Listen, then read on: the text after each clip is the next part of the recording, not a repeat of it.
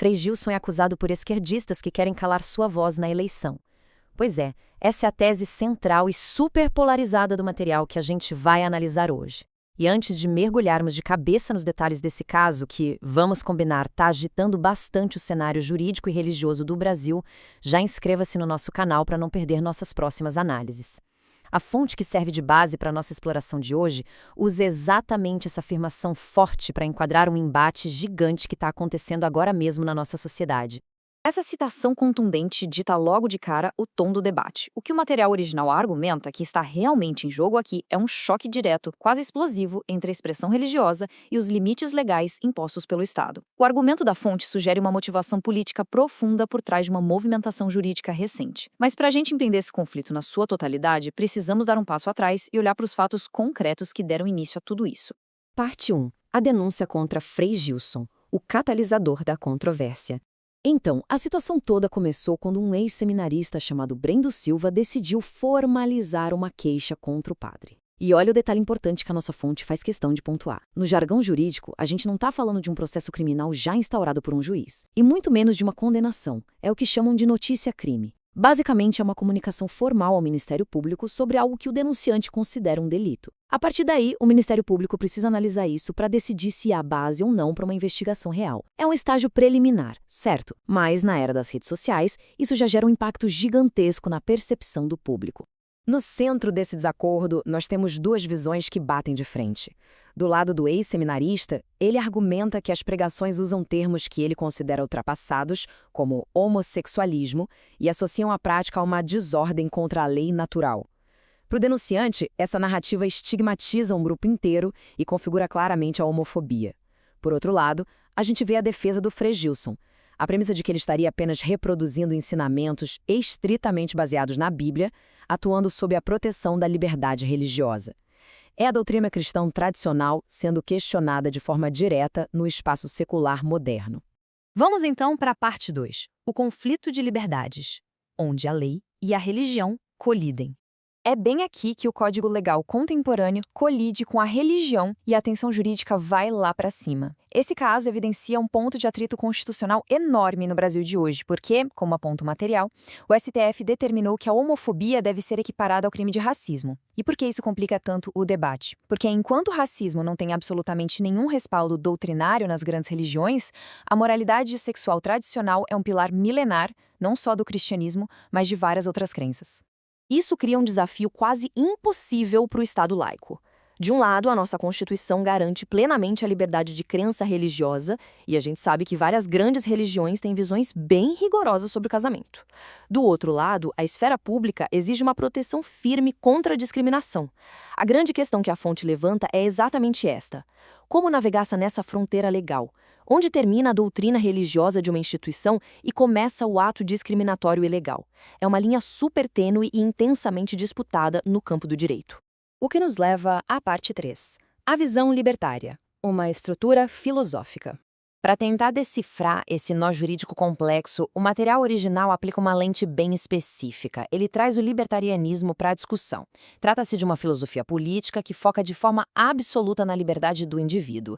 E a regra de ouro aqui é criar uma separação estrita, um muro mesmo, entre expressar uma opinião e cometer um ato prático de agressão física contra outra pessoa. Sob essa perspectiva, a fonte argumenta que qualquer intervenção do Estado para silenciar um discurso pacífico é, na verdade, um erro fundamental. A análise divide as ações em duas categorias muito claras. A primeira é opinião e palavra. Dizer que uma prática é errada porque a Bíblia determina seria apenas isso, uma opinião. Emitir uma discordância moral, por mais dura que seja, pertence ao mundo das ideias e deveria ser protegido. No contraste absoluto, temos agressão e violência. Isso envolve um ataque físico real, impedir ativamente as ações de alguém ou usar a força do Estado para censurar. A fonte sustenta a tese de que a fala do religioso habita exclusivamente o território inofensivo das palavras. Para testar a existência desse conceito, o material propõe um exercício de pensamento bem extremo. Imagina uma religião hipotética, como a dos antigos astecas, que exigisse um sacrifício humano. O pensamento libertário protegeria isso em nome da crença? A resposta da fonte é um firme não. Arrancar o coração de alguém viola o princípio de não agressão. É violência pura. Em contraste, uma religião que se limita a pregar o casamento tradicional não ataca fisicamente a integridade de ninguém. Esse exemplo extremo tenta ilustrar que a linha divisória deve ser o dano físico concreto e não a ofensa abstrata causada pelas palavras. Entrando na reta final, parte 4. Política e redes sociais. A batalha pela praça pública. Deixando a teoria legal um pouco de lado, a análise mergulha em questões bem pragmáticas, e o tamanho real dessa disputa é capturado perfeitamente por esse número gigantesco: 1.300.000 pessoas. Essa é a quantidade assombrosa de espectadores que o Frei Gilson chega a alcançar nas suas transmissões ao vivo. Multidões imensas mobilizadas na internet, muitas vezes rezando de madrugada. É um alcance colossal e independente que bate de frente com a audiência de muito canal de informação tradicional. Com esse dado na mesa, a teoria política ganha contornos muito claros. O material aponta que os críticos alinhados à esquerda associam ativamente o sacerdote ao fascismo e ao bolsonarismo. O argumento central defende que a internet quebrou aquele monopólio antigo que a mídia tradicional tinha sobre a informação.